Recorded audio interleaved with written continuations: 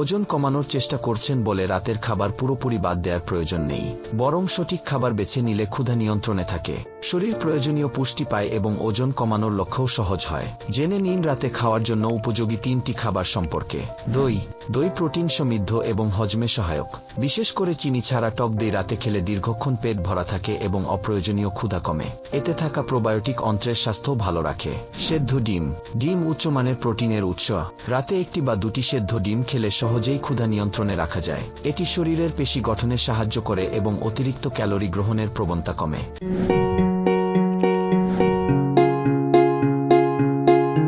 সবজি স্যুপ। কম ক্যালোরি ও বেশি পুষ্টিগুণের কারণে সবজি স্যুপ ওজন কমানোর জন্য দারুণ একটি খাবার। গাজর, লাউ, ব্রোকলি, টমেটো বা অন্যান্য সবজি দিয়ে তৈরি স্যুপ শরীরকে হাইড্রেটেড রাখে এবং পেট ভরিয়ে দেয়। পরামর্শ: রাতে অতিরিক্ত ভাজাপোড়া ও মিষ্টি জাতীয় খাবার এড়িয়ে চলুন।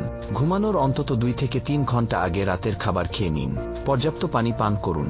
নিয়মিত ব্যায়াম ও স্বাস্থ্যকর খাদ্যাভ্যাস বজায় রাখুন।